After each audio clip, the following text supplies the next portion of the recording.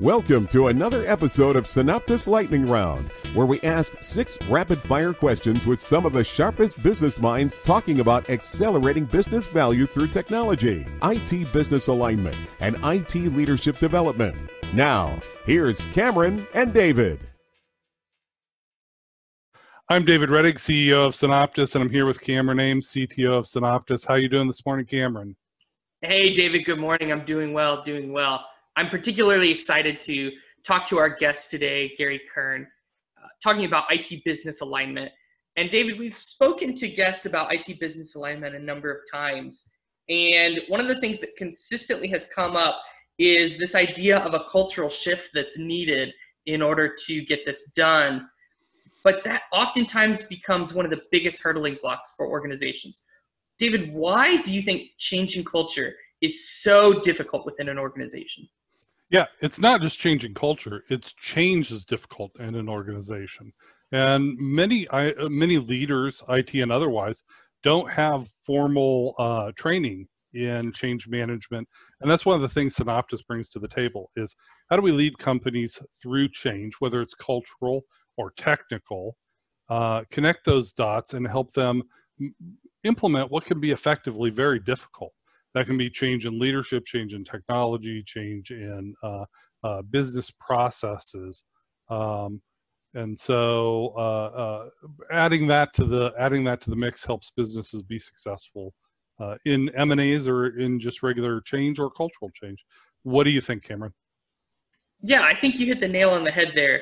The one thing that I would add to that is that, a lot of people find themselves in leadership positions without that formal training or without that equipping that their organization really should be helping them do through whatever reason. And in that case, you're not hopeless. The idea that you can still gain leadership skills through practice and through your own endeavors, that has been something that we've seen as a theme time and time again throughout talking with guests on IT business alignment and really throughout the entire series. Great. So Gary Kern, he's talking about cultural change as it applies to the M&A he's going through right now. So let's get into that. Hey, Gary, how you doing today? I'm doing very well, at least as well as could be possible in these current situations. Yeah, it's different, isn't it? Yes, so, it's a new normal, as we say. But yep. We'll see what evolves out of this. But we're doing as well as I think we can expect. Great. So give me a minute or so about you and your company. Okay. Well, we'll start with me. I've been in information technology for, we'll just say, a long time. I started out as a mainframe programmer I actually used punch cards and swapped tapes and did that type of thing. One of my early projects was helping roll out a mainframe-based spreadsheet program to my company. So that dates me a little bit. Moved from mainframe CICS COBOL programming into programming to the new PC platform of the future, OS2. So you can see I've had some great successes in my time. I evolved into project management, support coordination.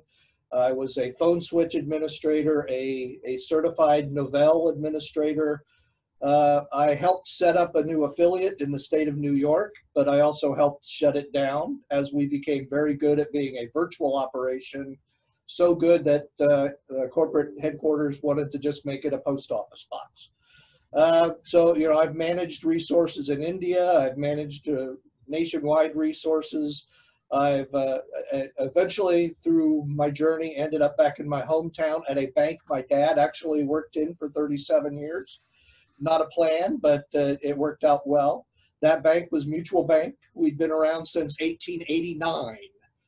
I helped grow the bank from 750 million in assets to over 2 billion, under 20 locations to over 40. Again, the bank became successful enough that it was a good acquisition target. And we recently were acquired by a larger bank, and that will complete here in the next few weeks, and the bank will cease to exist, but it's been a great run. So MutualBank has been a great home for me and my family for many years. Been very productive in our communities in the state of Indiana, and Northwest Savings Bank will be the ongoing entity. And I've got great optimism for how that's going to go into the future. So Yeah. that's the 10,000-foot view.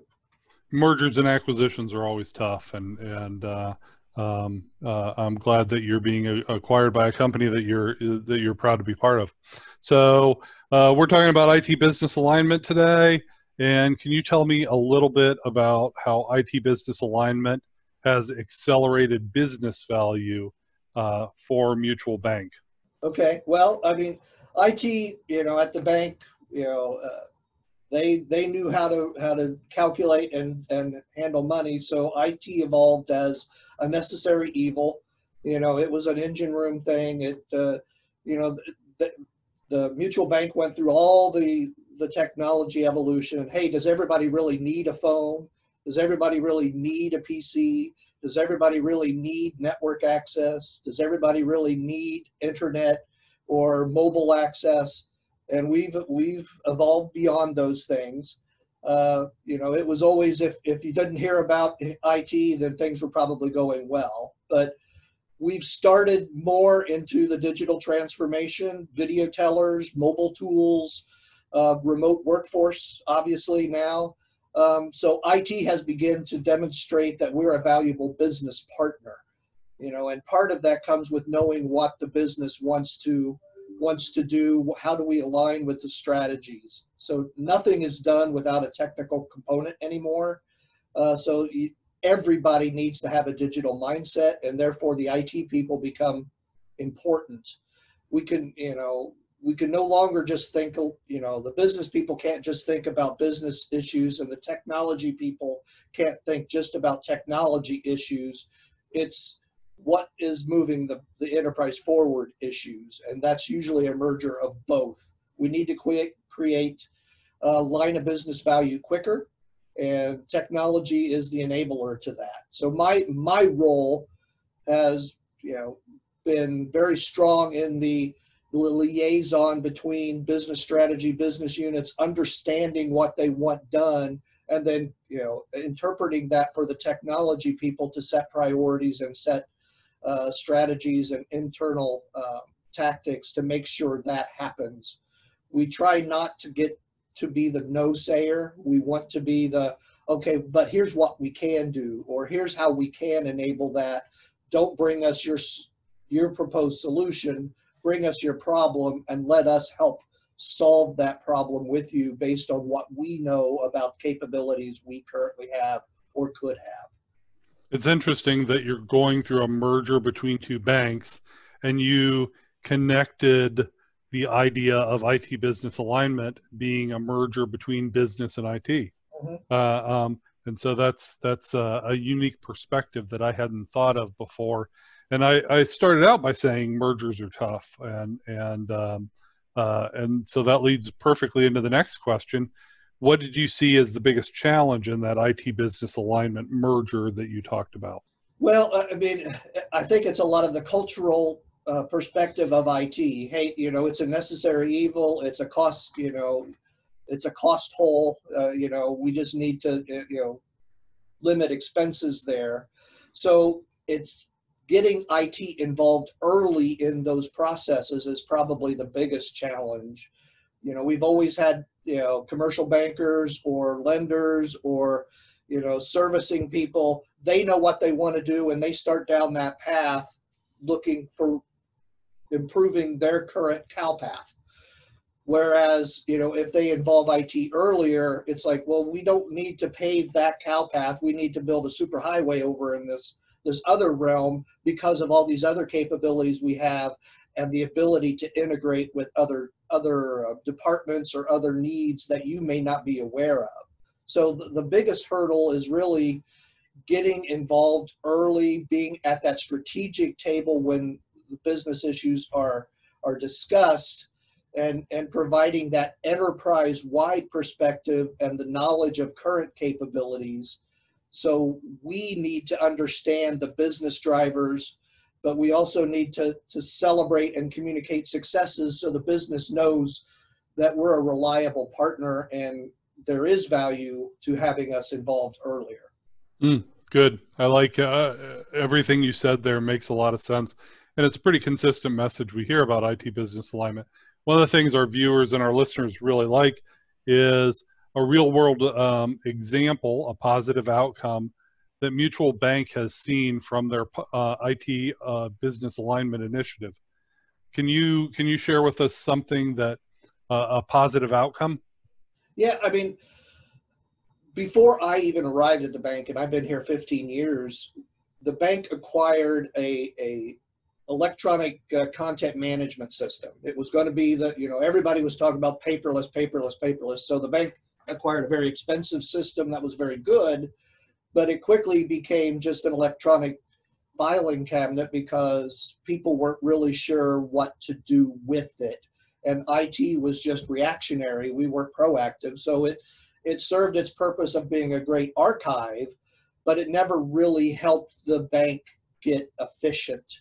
So by getting successes in our reactionary and our service environment, we were able to convince bank leadership to invest in resources on the IT side to spend time with process improvement activities around this content management system.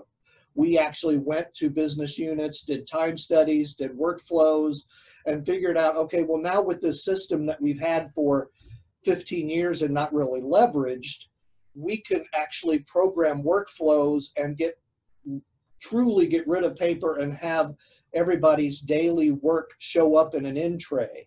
We saved over 1,500 hours of effort last year with just some of the low-hanging fruit by doing this, and have been building on successes to work at more strategic level, because now the bank says, hey, this is really something that is worthwhile investing in because we've seen some of those successes. But until we were able to invest resources and convince executive management to let us get and invest resources, we were just kind of stagnant. And we could say we had a great document imaging platform, but it wasn't really doing anything for us. I heard a few benefits there that I think you outlined.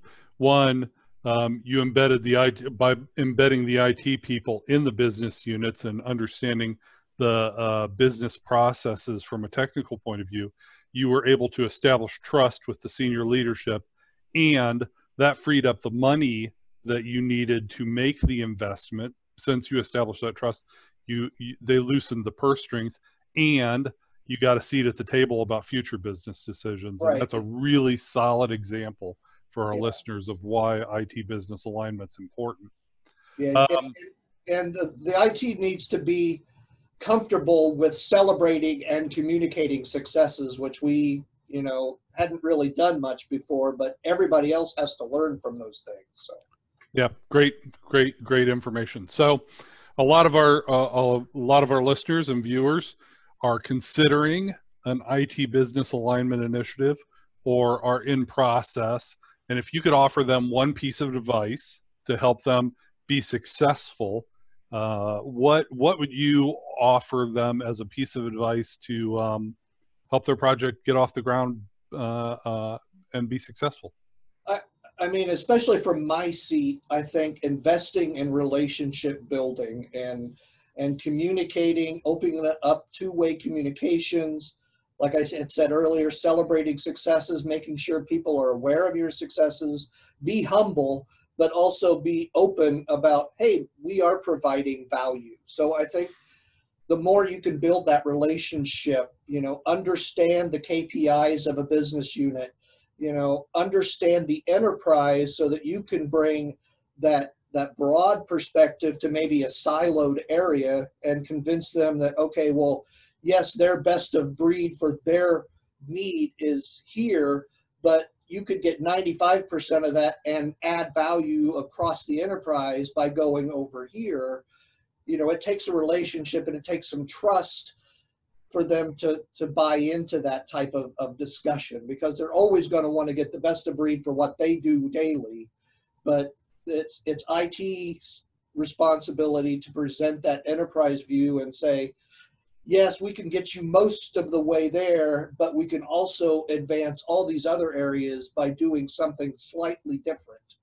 So you need to proactively seek those things that can help the business with what their KPIs are, but also keep that perspective of all your constituencies, which is the entire enterprise, and be able to communicate how technology goals align with that, so that they can kind of piece together the overall impacts, and it makes sense beyond just technology sense. It makes sense from a business strategy point of view. Yeah, and I think that's great advice. I think that anyone considering an IT business alignment initiative or trying to move that forward would should focus. I believe you said communication first, and that's great advice. So the last question should be easy. Take a minute. You get to plug anything you want. It can be your business. It can be a favorite book. It can be a charity that you work with. It can be a shout out to your family or your team or anything else you can imagine. Anything you want. Go ahead. Well, I mean, certainly in the timing of this video, I'm thinking about the helpers in the community, the people that are the essential people, you know, shout out to them. I've been very active in not-for-profits in town. I was president of our local theater group. Those groups are going to start struggling. So don't forget, you know, if you had season tickets for something, go ahead and leave them. Don't ask for a refund. Those type of things. Those institutions are very important to the city and your communities.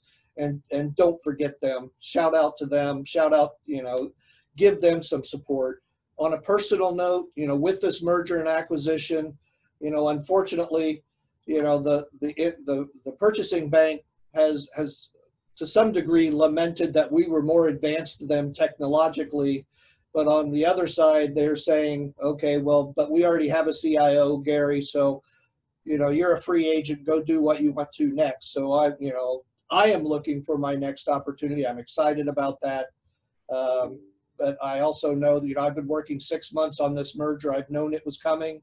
I'm good with that. It's a good decision for the enterprise. But you know, I'm a free agent and looking for that next adventure and looking for suggestions. So, but very optimistic about the future, both community-wide and personally.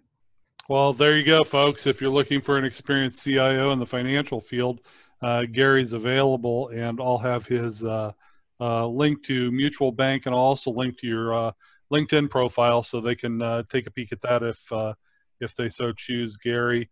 And thank you very much for the information about IT business alignment. We've been talking to the CIO of MutualBank, Gary Kern. Thanks so much. Thank you, David. Thanks. Gary, thank you for sharing your thoughts. I really enjoyed your perspective. Cameron, what did you pull out of that?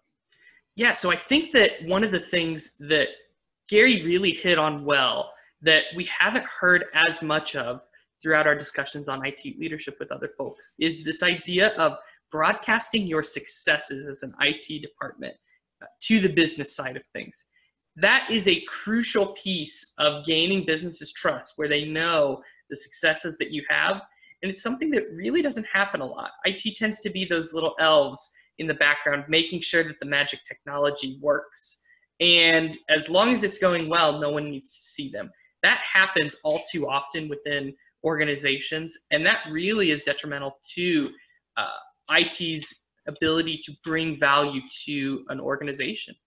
David, what were your thoughts? I keyed on exactly the same thing, right? I saw this movie in 2003, The Recruit, with Al Pacino and Colin Farrell, and there's a great quote in that movie where he says, our successes are known, our failures become front page news. And the same thing happens in IT. If you don't communicate, communicate in a meaningful way and tie what you do day to day to business success, then your failures are all that become apparent, and it's a real indicator that you're out of alignment with your business. And that's something we can help you with. Thanks again, Gary, for the time, and we'll see you on the next episode.